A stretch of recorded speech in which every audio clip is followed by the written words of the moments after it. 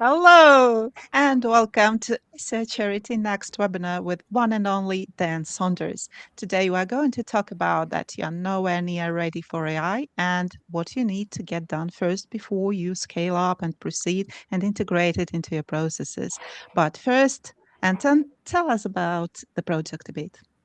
Hi everyone. We are doing SEO charity, and I'm doing charity part. Alessia doing SEO, and Dan is today's speaker. So, from a charity point of view, our project exists almost 4 years. We're doing conferences, which is twice a year, online conferences. The next one, March 25th, and we the main idea we use trust. We hope we have from SEO community to collect money to help with this money to cats and dogs shelters in Ukraine. Right now, we support 5 shelters in Ukraine. Altogether, more or less 300 animals. When I said more or less, because nobody really knows exactly how many animals in particular moment, because all the 100% of the animals are rescue. So it's not like people just multiplying cats and dogs at home. No, they're all rescue. They're all old, sick, or nobody wants this animal. So those animals taken from a street where they cannot survive and they put it in the shelters. All of the shelters is kind of home or family shelters. They're not in cages. They're basically in flats. Just imagine flat with a 60 cat. Well, yeah, not for everyone and not for people easy to scare. Okay, just to make a story short, we collected more than $100,000 all together, but we do need money all the time. And we do push your $5. You can donate. You can donate. You can do $5. You can do $10.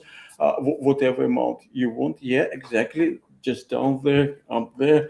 Yeah, please do donate, and your even $5 makes difference for particular cat, which get some food. Thank you very much, Alessia. Then it's all yours. So, few words about Dan Saunders, just in case you don't know him yet. It will be very strange if you don't, but still. Dan Saunders is currently head of performance marketing at Evergreen Finance, and he is also a fractional CMO, working with many companies very successfully. He focuses on data and digital performance quite a lot, and you might have seen him on various conferences and speaking here and there, and also sharing his knowledge and wisdom with everyone around him. Dan always helps businesses and also helps them to design marketing strategies and shares his insight for robust performance and all stuff. Dan, I'm passing the word to you. Thank you very much. I'm going to have to get you to rewrite my LinkedIn bio. You can do my CV for me. That's such a lovely introduction. Thank you so much. Just to echo, some of the stuff, the amazing work that Anton and the team are doing as well. I am completely in awe. We were just talking a little bit before that in Ukraine it's going to be minus 25 at the weekend. For those that I can't comprehend that. The last time I was anywhere near that cold, I was in the Arctic Circle. So to be in the conditions where you're in at the moment, mate, as well is truly astounding, and more power to you. I can't. It's one of those few occasions where I can't actually find the right words to describe how in awe of what you guys are doing. Especially in the conditions you're having to do them in as well, man. So much power to you. Okay, but just a quick reminder for everyone who is tuning in. If you have any questions, if you have anything to say, post it in the comments next to the video, and we'll discuss it or ask Dan or just respond to you. So don't be shy. If you have any questions, go on with them. And then, sorry, back to you again.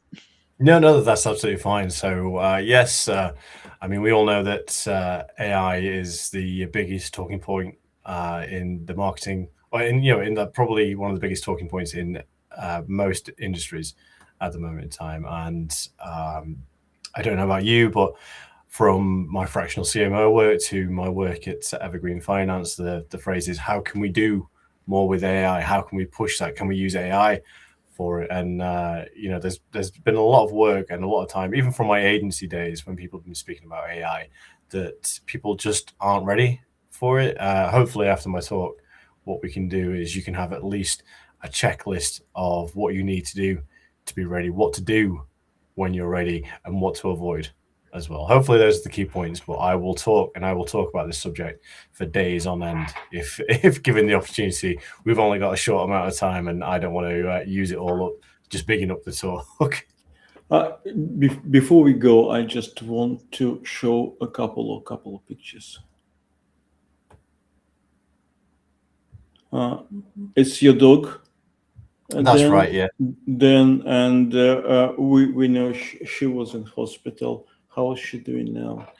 She's much better. She still doesn't have the use of her back legs. Unfortunately, we discovered in November she had a small growth on a spine, and that's gradually got worse and worse. We took her to the vets to try and remove the lump, as was advised at the time, because it was impacting her quality of life. She couldn't walk, she couldn't control when she went to the bathroom or anything like that. So we decided that we'd go and we'd try and get the surgery for her. Unfortunately, the surgery showed that the lump was actually fused to her actual spinal cord rather than to the bone. So when they tried to remove it, it actually did more damage than good to take it out. Unfortunately, she's still not got the use for her back legs, but as you saw in that photo, things are getting better. She's got the wheels now, so anyone that's ever met her before will know that she's very, very feisty. She doesn't like strangers, and she makes sure that anyone that's new to her stay away from her family. So she's very, very protective. So we've now given her that mobility back, and we're just at the moment just doing as much physio as we can to try and get her in a better place as well. But that's her. She's been a very big fixture in our lives. I mean, in fact, if anyone follows me on LinkedIn, everyone knows that she's actually probably 90% of my picture on LinkedIn. I'm only there so people recognize that there's actually a human behind the LinkedIn posts. But even then, I've still got sunglasses and a hat on. The dog is, Sky is majority of that picture and has the bigger fan base than I do as well. But she's getting a lot better. We're into a routine of looking after her, and thank you very much for all the awareness you brought to her as well, Anton. That she's very, very happy that she is on Facebook and is being shared as much as she has been as well.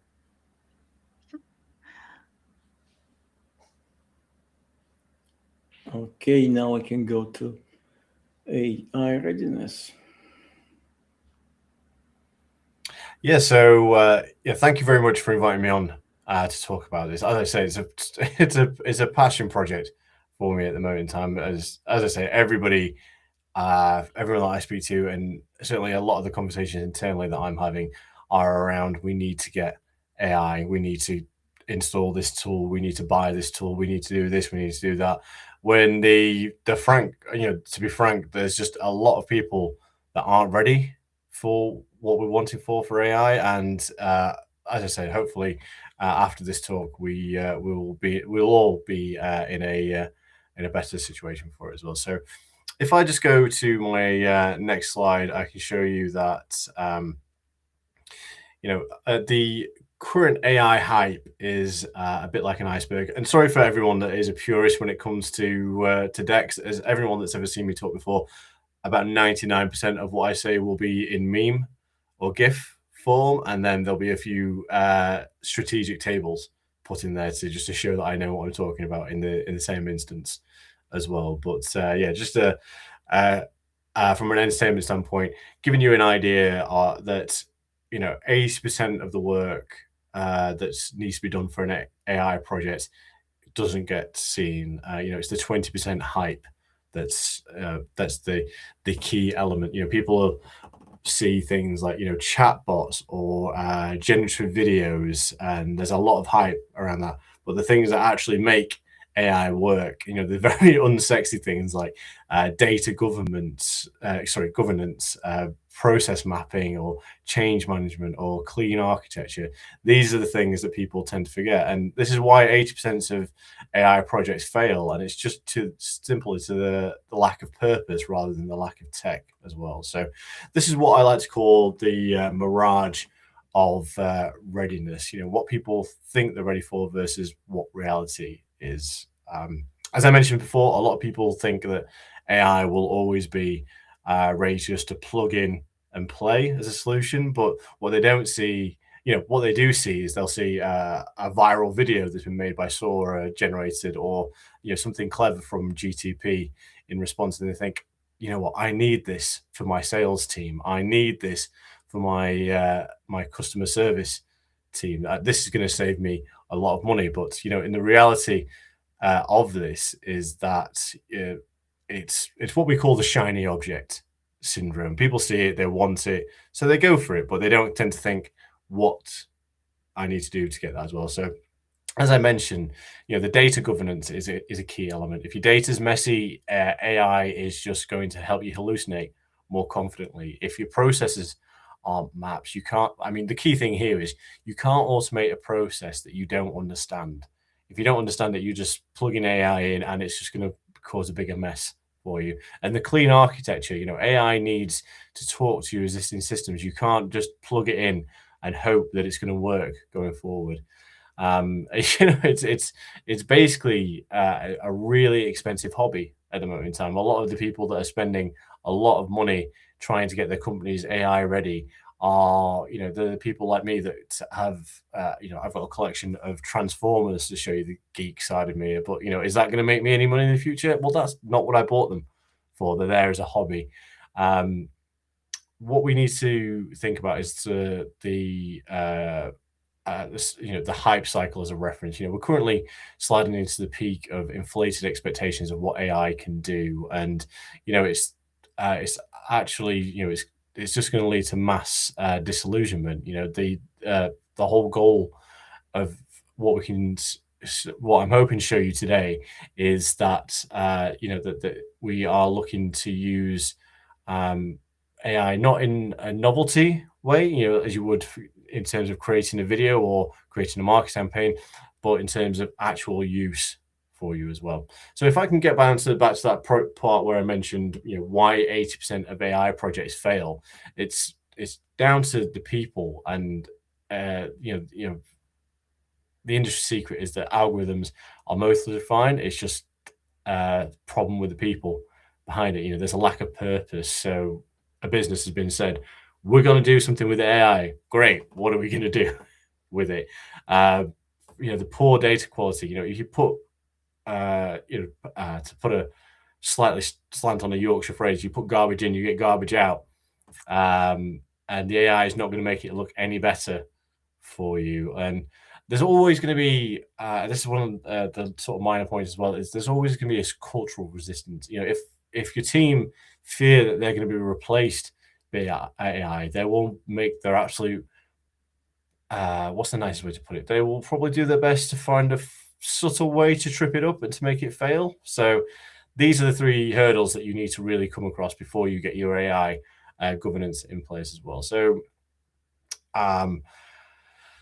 the key for this is what we call the accelerator concept. AI is an accelerator. If you're heading down the wrong direction, AI is just going to get you there faster. It was actually one of the Duda webinars that I was watching last week. There was a gentleman who was a pilot who mentioned that if you're 1 degree off in a flight from UK to LA, you can end up in what did you say? I want to say something ridiculous. Like it was like Canada. Well, I was Mexico. Yeah, somewhere. Yes, it was. It was somewhere in Mexico. You're aiming for LAX and you end up in somewhere in. Oh, it was Tijuana. That was it. That's what. Sorry, that's what caught my attention. That 1 degree off from start to finish doesn't seem like a lot, but when you get there, you can be massively off your distance as well. So, things like, if people find your customer service is rude, this is the people that you're speaking to, then plugging in a chatbot to that isn't going to make it any better. It's just going to make it 1,000 times worse. That's the whole point of it being an accelerator. If your reporting's inaccurate, then it's just going to rip your balance sheets to get. So the point is, get yourself spot on before you get there. It's it's like SEO. It's clean your house out before you invite people over, right? So that's the whole element that I want you to take away from this slide. Going into the next part, this is actually the multiplier effect. This slide was literally inspired by Anton. I'm really sorry, I can't remember the gent's name who was a pilot that was on the webinar before. It's really sorry, I put you on the spot. No, it was Patrick, the Austrian guy. Yeah. Yes, yeah, it's really insightful watching. I took so much away from his talk, but I keep getting his name wrong. And anytime I've tried to find him, Patrick Inziger. I will need to find you on LinkedIn, my friend, because we've got a lot to talk about. Because I'll send you his LinkedIn profile. Yeah. Amazing, thank you very much.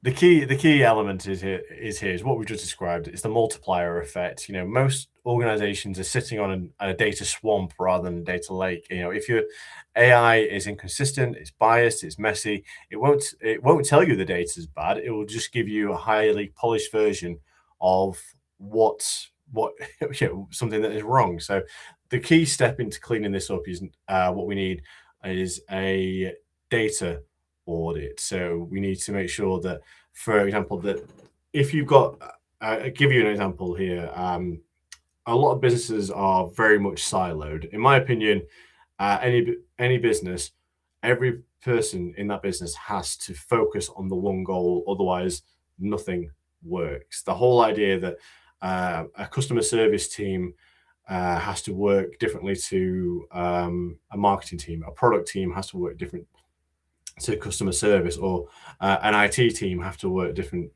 to a HR team. Everyone in the business is focused towards one goal, and you need to do that. The problem with that at the moment in time is everybody is built into silos. Everyone has their own KPIs. Everyone has their own ways of being measured for success. So before you start working with AI, you need to make sure that those silos are broken down. You need to be able to talk to every single person within your team to know how you're going to get from A to B as well.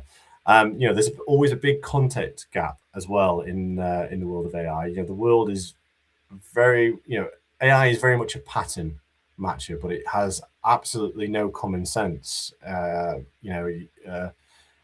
AI will say to you, "Oh, your sales have dropped on a particular Tuesday in the month," but it won't tell you why.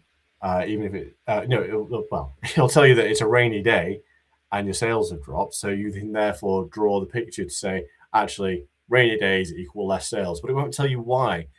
Is your outdoor seating closed? Did you offer, does your outdoor POS drive people in store, etc., etc.? It doesn't get to see these things. It needs the human context around that as well. So the key element here that I want you to take away is that the clean data fuels the algorithm, which then when you're powered and being pushed in the right direction, everything goes forward as well. But we also need to make sure that we check out for the behavioral blind spots, because as I mentioned before, algorithms ignore the human why of it all. It's based on the idea that humans are predictably irrational, but AI operates on a very cold logic. A logic-based AI might suggest that the most efficient way to deliver bad news is via a mass text at 2 a.m. But a human knows that you don't give bad news via text where possible. You've got to give that in person. AI will always look for the most efficient way to get through, but if we look in marketing, that's the cheapest click. But from a brand perspective, we know that brand clicks aren't as cheap as the cheapest, they aren't always going to be the cheapest click. So you're going to lose out on the brand and the tone of voice around there as well. So one of the things we need to focus on is what we call the human compass of framework, working with AI rather than being replaced by AI. Microsoft call it Copilot, and that's one of the few times I'll agree with Microsoft on terms of their naming elements. It requires a human navigator for specific jobs. We need to, as humans, we need to enter the ethics around this. What we call the should filter. AI always asks, "Can we do this?" Humans ask, "Should we do this?" We need to cover the bias around and the social impact. With humans, most humans tend to look at context. The reality filter. Does this output actually work in the current climate? AI doesn't know that there's a global crisis or a local holiday or there's a shift in the market unless you tell it. And then there's also the nuances as well. Again, going back to what we were talking about, brand. AI always tends to regress to the average, most likely next word, whereas humans provide the spike of weird, and that goes back to the phrase that we saw, that we talked about, being unpredictable. So this is what we need to consider. Now, the next part is just a little example around the data. This is my absolute favorite phrase, and I use this fairly regularly. For a Sherlock Holmes quote from a book written in the 1800s. I shouldn't use it as much as I do, but data. I cannot make bricks without clay. What I've noticed, a lot of people, in-house and agency side, this is not just brands as well. Agencies make this is not knowing what to do with the data, and it's costing their companies an absolute small fortune in trying to predict what they should do with it. They're sat on, they could potentially sat on revenue. They could lose out on potential new revenue, new customers, but they've lost that revenue through acquiring data and not understanding where we come from as well. If you look at, again, we talk about we talk about silos within the business, but we then also look at silos within marketing. I was speaking to a brand the other day that have a separate TV, radio, search, and email team.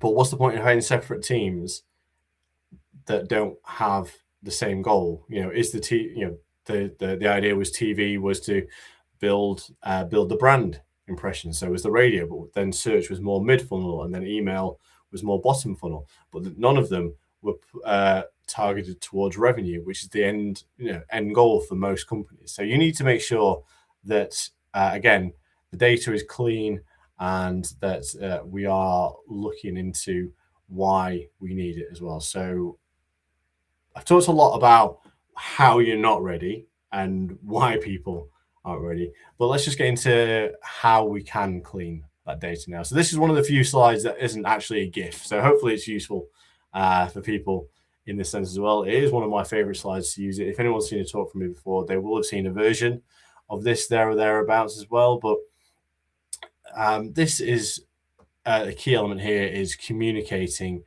and not being in what we call data paralysis as well. I'm in a very, very fortunate position, and I'll never complain about my data team ever, because they're absolutely brilliant. I get a lot of data on my customers because we need to. We're a financial company. We need to make sure we're doing the right thing for the right customer at the right time. Otherwise, we could put them in trouble, put ourselves in trouble, and it's just a negative experience whatsoever. So we need to make sure that data is absolutely clean. So this is one way of doing this. So developing personas, so developing who your customer is, and then connecting it across all platforms. You need to make sure that the data fits in these elements. Now, we know obviously humans don't always fit into these, so as much data as you possibly have to fill in this block is a very good start for you. And it's very rare that you're going to get from any other brand that's not a finance brand, that you're going to get much more data through, because as humans we're naturally skeptical around that as well. So the key element from here is not to cleanse all your data, but make sure that it's relevant where you gain. There's no jumping neck deep into a direct digital campaign or a marketing campaign or a TV campaign if half the people you're trying to contact have absolutely zero interest in your product. So you need a data specialist to work with you to understand the data. What your customer looks like, who your most profitable customers are, what's the lifetime value of customer is, and how does that differ through different mediums? Are people through mobile more cost effective for you than they are through a laptop? Is it cheaper to acquire someone through PPC or through an LLM? Now, is it cheaper to go through there? How your customer interacts with you. What device does your customer interact with you? What time of day and what device does your customer? Segmenting that granular detail is so massively impactful that this is where you can really build, really build out your data and pull through. I spoke with a travel client about 6 months ago, and their biggest desire was to get more high spending customers. That's me from a sales standpoint, is that makes perfect sense, right? Because the more people spend money with you, the more profit, the better. So the original maths there is just pure sense. When we looked into the data on this level and went in a little bit deeper, what we could see is actually where they were really making money wasn't on the the high spenders, the people that were spending money on the honeymoons. It was more through smaller spending repeat customers. So people that instead of buying a 2-week holiday to Disneyland in Florida, it was the people that were booking week breaks or even long weekend city breaks to really build where they really built the trust, and when they really saw the lifetime value, because the lifetime value for those smaller paying customers was significantly larger than the one-off, I'm going to spend however much you do. Now, I can't remember the last time that I got to spend, the last time I checked, it was actually cheaper for someone in the UK to fly to Japan and to their version of Disney World than it was to fly to Florida, stay there for 2 weeks and go to Disney World there as well. So it's just in terms of cost there. Apologies to anyone that can hear Sky in the background. Her mummy's just come home, so she's very, very excited. So hopefully you guys can't hear her, but she's very, very excited. And I'm just trying to think, oh my gosh, can everyone else in the room hear her as well? So I don't hear anything.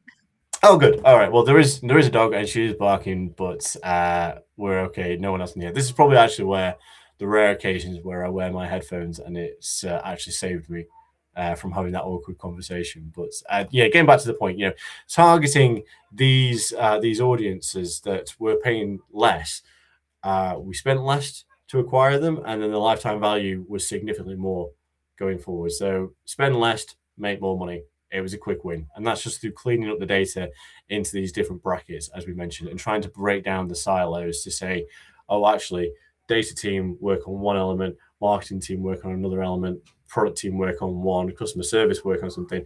Everyone had the silos down. Everyone understood why they were trying to make money and hit different KPIs and work from there as well. So hopefully that's giving you an idea of just how impactful this level of data can be for someone going forwards. So if I just go on to the next element, this is, again, hopefully very useful for you all, because this is what I like to call the roadmap of getting you to pull the trigger. So once you've accomplished all these goals on this roadmap, then you are ready for AI.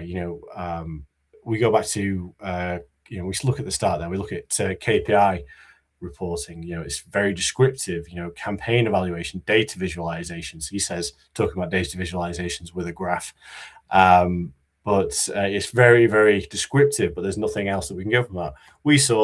We increased conversion by 1%. Therefore, this impacted that. There's no follow on. There's no before. There's no after. It's taken in silo. It's taken separately. It's not good enough. We then get into a little bit more diagnostic. We get into the research. We think actually most of our customers shop with us between 5 and 6 o'clock. So let's spend more there. Actually, no, I think they spend more between 7 and 8 looking at this data. So let's do an A/B test. Let's spend more on these elements to see which one's right. And like I said here, looking into the profile and segmenting versus just looking at your web analytics as well. This is very early doors in terms of your analytics and where you can build on from there as well. But I always think it's I go back to this story. I used to work with an estate agency that used to claim that they carried so much data, and so eventually I went into one of these branches and said, show me with the data what you do and what you're doing with it. And they took me to a filing cabinet, and all the data they had was stored handwritten in this filing cabinet. And it's, well, guys, what are you doing with it? Well, we're not doing anything. It's there. It's stored. We're collecting data like we were told to. So it's worth nothing unless you're doing something with it. So that's the best example, if I can show you, where people are in sort of a diagnostic, just taking data for the sake of taking data. Then we get into the more predictive element, which is where I hope after this talk is where most of us are moving on to, into MBA modeling, upsell modeling, customer lifetime, and looking into customer lifetime values as well. I would hope that most of you on this call today know what your customers are worth, but do you know what they're worth per channel? Which channel, what type of day, which demographics, what post, even down to sort of what as much data as you can. Ideally, it could even be down to the sort of postcode level as well. Now, when we're getting closer to the AI element is the prescriptive model. Are we using machine learning? Are we able to use mixed attribution? Because a lot of people, and I imagine people are still guilty on this call, a lot of people are still using last click modeling. So where is the attribution? Where does the attribution lie? Is it where the customer comes to you in the last element, or is it where they actually have started the journey on your Facebook profile? And then finally, the last step you need to get right before you get into AI is the preemptive element. So understanding your marketing size and understanding your marketing sensing. And now this marketing sensing is the common sense that we were talking about before. Understanding when is the right time to put out a message, when's the right time to pull back from putting out a message, etc., etc. Did I see we had a question pop up on the screen? Do you want me to deal with those now, or should I pick them up at the end? I don't think we had a question, but I had a question myself. How do we use this roadmap? So how do we move with it? So where do we start, and what exactly do we do? It seems like also I've read when you have some AI tools and all these kind of things, they claim they can do everything of that themselves and That's right. substitute. That's right. And this is what. Sorry, I interrupted you there. No. It's I finished. That was the question. So the key element with this roadmap is knowing exactly where you are on it, and there's no shame if you're in descriptive at the moment. That's where I say the majority of companies within the within the UK are at the moment in time. They'll have KPIs that are set down from their C-suite or their exco, whatever you want to call it. You have to hit this many impressions, or you have to hit this many phone calls through customer service, or you have to be on the phone less than 3 minutes to deal with your customers. Everyone has all these ridiculous seeming KPIs when you take them out of context, but to the exco guys, this seems really, really important that you hit these targets. But if you can then say, well, I don't understand, if you're in the position like I would be, it's like, well, why do I have to spend 3 minutes on the phone? It's because in the 8 or 9 hours that you're going to be working for us, you will take X amount of phone calls, and we know X amount of phone calls equates into this much revenue. It's that sort of level of understanding. In this case, right, well, in that 3 minutes, could I make more revenue if I spent another minute on there? Is those being able to ask those questions. So the key element to this roadmap is knowing where you are and not being ashamed, because we all have to start somewhere. So if you start off on descripting, good. Let's get into diagnostics. Let's start doing some A/B testing. Let's doing some profiling, some segmentation. Let's then move on to predictive. What do we know about customer lifetime values? Let's then go into some machine learning, and then let's go into market sizing. It's about, this is not meant to scare you. This is meant, and I'm pointing this way because my big screen's on this side and I'm talking to you guys here. This is meant to be, as I described, a roadmap to show you where you need to start out with. And you can't really start on a roadmap unless, unless you know where you are to begin with. Once you know where you are to begin with, following that roadmap, and then once you've mastered this is the part where you can then say, I'm ready to plug and play AI. I will go into a little bit more of the technical details a little bit later on, but does that answer the question? I appreciate I got into a soapbox speech there. Yeah, it does. And also, can we do this all with AI? All these levels, and just let AI figure this stuff out for us and move us quickly to this preemptive stage of So this is, events.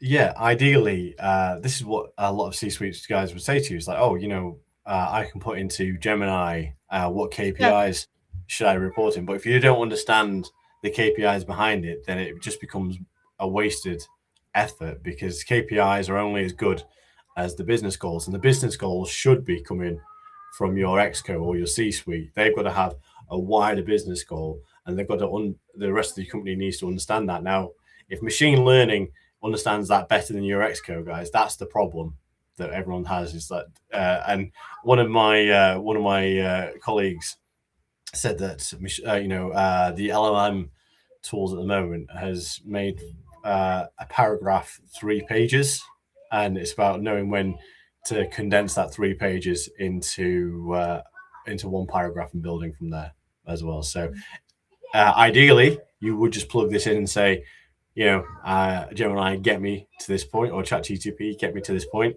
But you need to understand every one of these steps yourself without AI to truly be a master of it.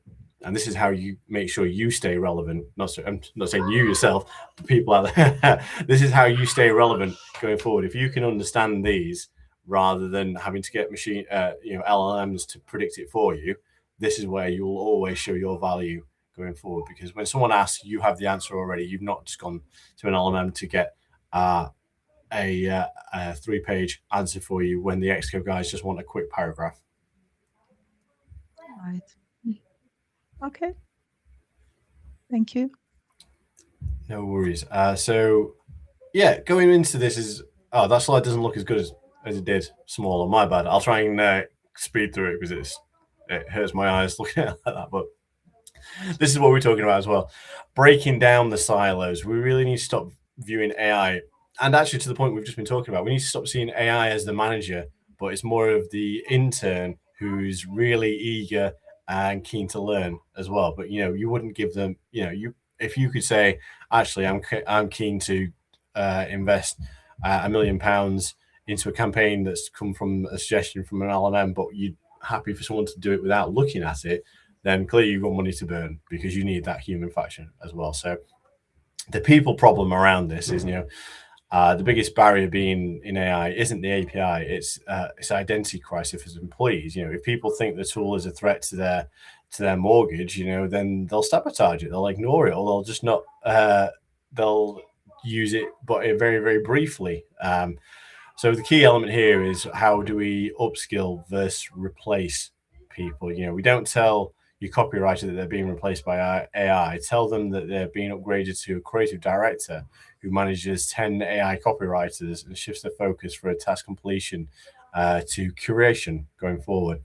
The sandbox culture, fear kills innovation. Create a safe space or a sandbox where employees can use the tool without pressure, without thinking of a final deliverable. Reward their discovery where the tool fails just as much as where it succeeds. And the key thing as well is, domain expertise is king. You don't need to hire a fleet of data scientists. You need to your current marketing, legal, and HR team to learn how to prompt their existing machine, rather than having AI engineers, as we're called, pulled through there as well. So you don't need AI, and AI as an expert. You just need to be AI literate going forward. Now, as we get into the unsexy stuff again, so we're going to talk about governance and safety nets. We need to avoid the black box. As boring as governance sounds, it's actually the brakes of the car. If you're going 100 miles an hour because you've been accelerated by AI, we're going to make sure that you're not just stuck crashing into the house from the driveway. You need to think about liability. Whose neck is on the line if you are running an AI generated tests. There's in the finance sphere, I've tried this a few times. With a financial promotion, there's nothing better than having a human compliant eye over it. When we've tested AI generated ideas, they've just not been compliant because, again, they don't understand the nuances and the rules set by humans to work together.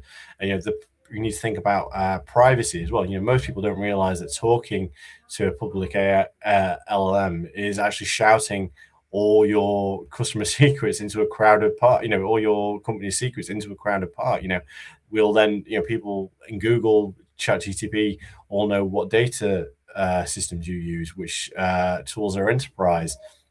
And there also needs to be, audibility as well. We need to retrace the AI steps. Can you explain why this decision was made if you were put into a not a risky situation, but in terms of like a legal situation? Can you follow that audit trail that AI has missed out? Showing you the it's why we had to use why you could always use calculators in a math test, but if you didn't show your working behind it, then you would fail, if that makes sense. It's probably an old school reference there, seeing as how everyone uses calculators. So this is actually coming back into what we call about the data lake versus the data swamp. The point is that AI is a mirror of your data. If your data is a mess, then your AI will be a mess. Organizations love the idea of a data lake, vast, clean reservoir of information. But in reality, it's more of a data swamp. It's stagnant, it's unmapped, it's collected out of date spreadsheets. It's sort of if we even think about like data data that's opened since 2019, there's a big literacy gap in AI. That has the AI doesn't have the intuition.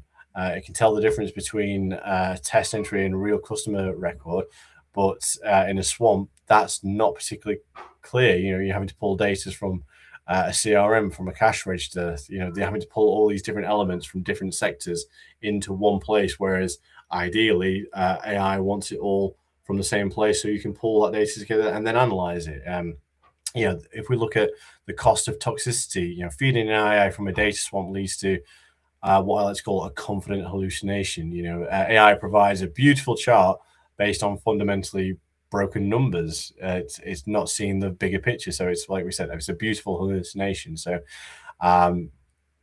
you can't build, to use again, using another metaphor, you can't build a skyscraper on a swamp. Before you build the AI, you need to drain the swamp and lay the foundations for good data hygiene as well. If we think about the broken pipe paradox, automated chaos is still chaos. A common mistake is trying to automate a process that's already broken. If your manual process requires a workaround or fixing in post, asking someone, asking your coworker because the system is wrong, AI will fail because of those broken networks. So you need to think about this. You can't just plug in and play. So scaling the friction, like I said, the small leak will become a massive burst pipe if it's not done properly. So the key element that we need to look at here is, again, I can't stress this enough, AI won't fix a process if it's broken. You need to fix the process before you get there. So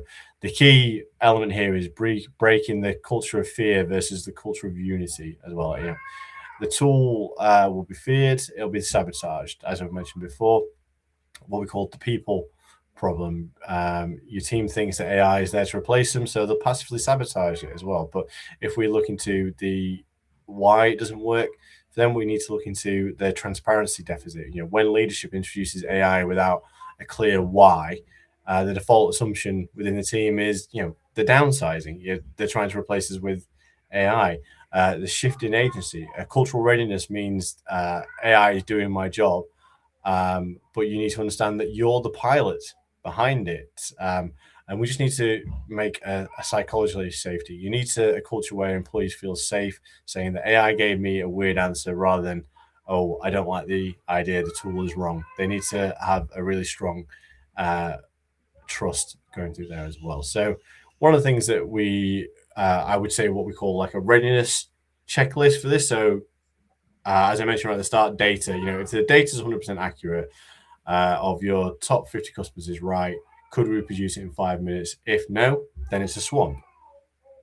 Process. Could we draw our core business process on a whiteboard without using the phrase, and then we usually just do something, or ask Dave, or ask compliance? If no, then it's broken.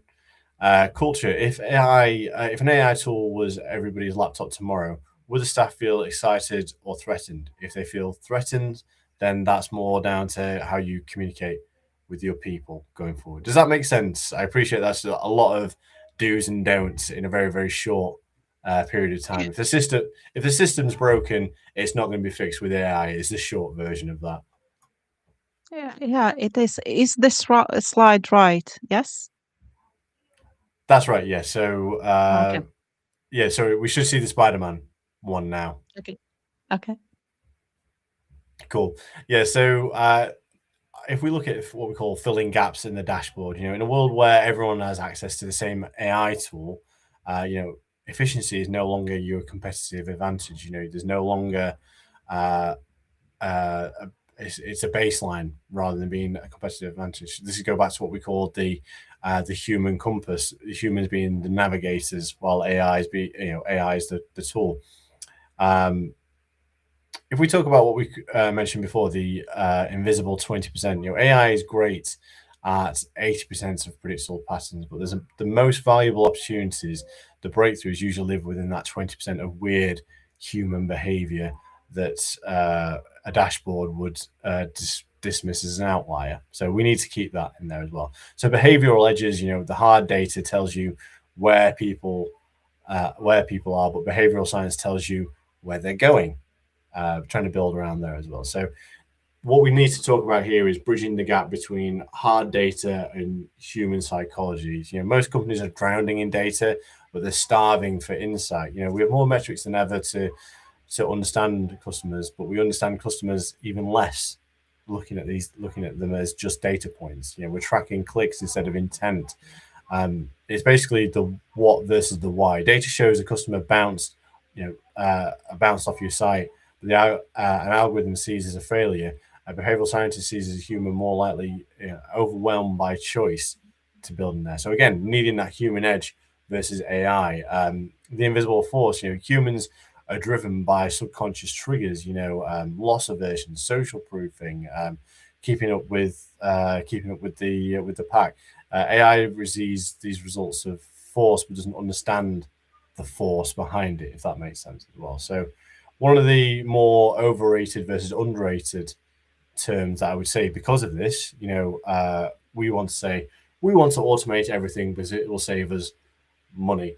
We can then measure everything and we can see everything goes from there. When we automate it, we can say every brand sounds exactly the same, sounds very robotic, it sounds very, very, very sterile. But if we talk about what we call thick data, big data is about quantity. Thick data is about quality. There's a deep dive research piece behind it. The studies of the why behind the click. So to give you a bit of a contrast for those that aren't aware, but big data tells you that 10,000 people bought your product. Thick data tells you they bought it because they were lonely, they were happy, they were sad, etc., etc. So that distinguishing factor between big data and thick data is the key element there. And that then also leads to what we call a future-proofing performance strategy. Don't compete with the machine. Be the machine's pilot. I've actually lost track of how many times I've said that in this piece, but where you can also become the pilot is becoming more of a behavioral strategist rather than being than someone that's worried about what's going to happen. That just relies on the click, or bet on the human irrationality. We talked about humans being. I've already mentioned so many times that humans are imperfect beings, but AI assumes us to be logical, but we're clearly not. So future proofing is betting on human irrationality on there as well. So I think the key thing in here is what I'm trying to say is before plugging in AI, you've really got to earn it. It's not just a tick box exercise. The roadmap I shared earlier is a good idea to get started, but these aren't just tick boxes that we need to fill in. We talk about, draining, draining the, sounds like a very political phrase. I didn't realize until I've just said it out loud. Draining the swamp, or centralization of data, cleanliness of data, and the accessibility of data as well. All these elements that need to be in place as well.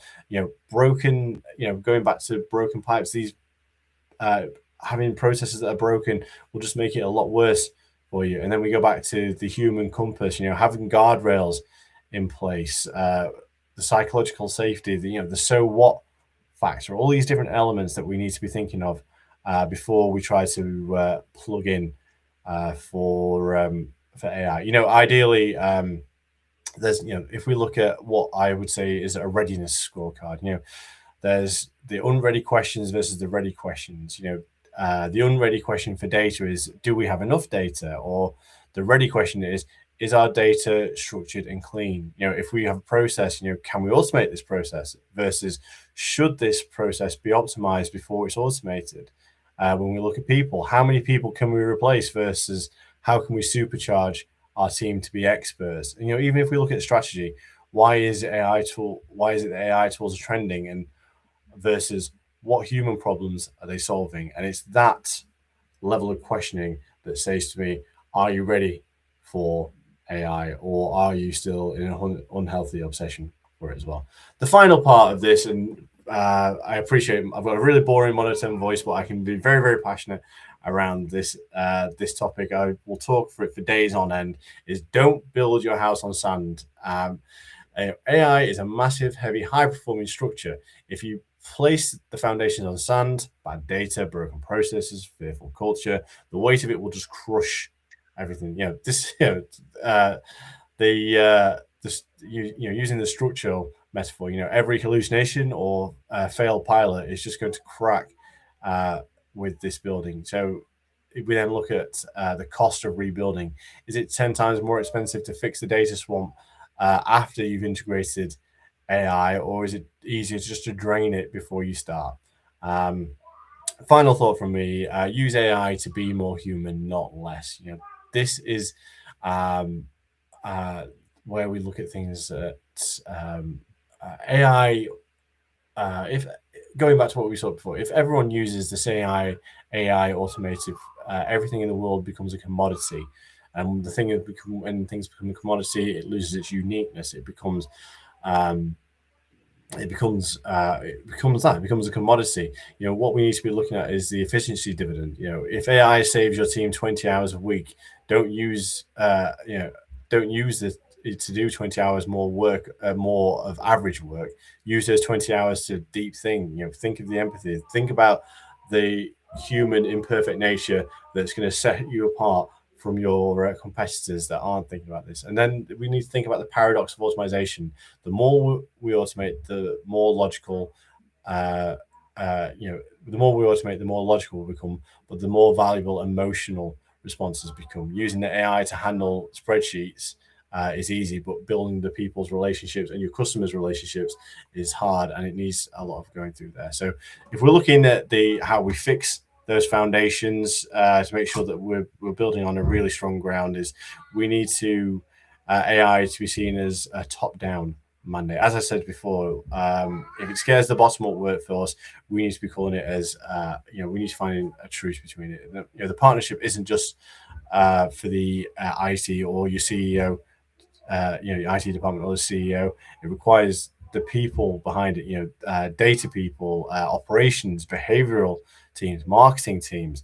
Everybody needs to get at the same table, agree what data they all need to work as one. The first steps is don't go home to buy a new tool. Go home and audit a single process. Clean out the data set. Have an honest conversation with your team and the fears about this as well. The short version of it is AI isn't coming for your job, but it's coming for the ineffectiveness of your job. Let's make sure that we've got this really strong foundation in place. to help speed us along for the future and build the foundation together. And that's everything. Okay. Nice. Thank you so much, Dan. I have a question Yeah. slightly off, but just I know we have just 5 minutes. Then, and Alicia, SEO, AEO, GEO, whatever else, where do you stand on acronym, on a name? Oh, that's a very good question. I like GEO because when I did AEO, we used that, it was Amazon optimization, and then everyone's trying to co-opt it now before, so we can have SEO, AEO, and GEO, in my opinion. Alicia? I just use SEO. I don't care, but I don't like geo because it's geo.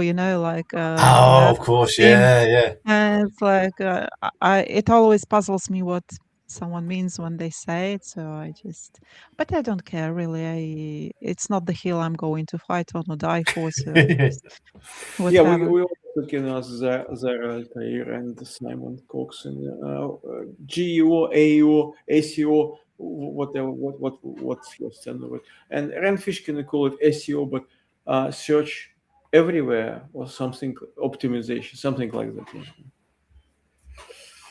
Hmm. Okay. We have lots of names. Dan, you say that you can be the pilot and LLMs or whatever new structures on neural networks emerge. They will be the tool or something. However, those who guide us to these LLMs, the owners, OpenAI owner, maybe Anthropic, no Anthropic less, but OpenAI owner, for example, they like to say that. We'll remove all the humans. The LLMs can learn by themselves. We don't need a human in the loop, actually, and the LLMs will be proficient enough, or not LLMs, but other neural networks or other systems will be proficient enough just to learn by themselves and to better themselves. And when we get the AGI, we are nowhere to have human as a pilot, but perhaps as someone pressed by AGI. Yeah, I mean that is fair. I mean, if they continue at the rates that they're going at, I can definitely see that, but it's not on the horizon for me. A key example: would you get on an airplane without a pilot? A Like lot of most airplanes, they are guided non-pilot, and he only or she only just. Yes, but they're there still, aren't they, to be that safety net for it? They could do 100 times they get it. I mean, obviously a lot more than that, but it's easier for me to work on percentages like that as well. 100 times the computer does the job for the pilot, and they're all well and good. But these people individually trained who have to spend a fortune on being trained, which I looked into it myself, but there's not really much room in most cockpits for someone that's 6'3" to be a pilot. But that's a story for another day. But will you have money to go on a plane if AI takes your job? Maybe if it does, I'll have the time to learn. But at the moment in time, I personally wouldn't get on a plane unless I knew there was a pilot there as well. So in the future, it might be very much different. I've still not been I've not been in a car without a driver at the moment in time. I call it human distrust. I'm going to be one of the negative people that I was describing that wants the AI tool to fail, but I still prefer to have a human driver there for it. And this is where, again, that's going back to that point. This is where the money is made, because it's in that human, what is classed by an LMM as human error is where actually the beautiful madness is, and that's where we can get things that are really creative and really stand out. Yes, there's always going to be, out of those 100 times, 99 of those people will fail and the LMM will do better, but the people that do the best are the people that would work on that. What about the train tube? That is a very good point. You caught me on that one, actually, because I never. I still envision that there's always the driver. I always see in front of it. This is right. I'm not just making this up. For all the people in London, there are still drivers still on the tube, right? I'm not completely insane. I think there is, but I'm not sure for every other. Okay, we have run out of time. Dan, tell us where people can find you and what's the best way to contact you and how. Yeah, actually, oddly enough, sorry, I'm just reading what Simon's just put. Me too. Also, the Docklands, I wouldn't want the light rail of all things is the one that I would have thought would still be in use. Simon, we need to catch up on this. You've just made me absolutely afraid. I've never been a big fan of the underground anyway, but now you've just made me even more terrified of it. Where can people find me? Significantly less places than a couple of months ago. I've had a big cull of my social media. The only places you can tend to find me now are LinkedIn, Facebook, or Insta. So probably best to get hold of me on LinkedIn. Always open with dog chat if you're not trying to sell me something. Okay. Thank you so much. If you like this session or want to share it, please also share the donate link and spread the word, and see you next time.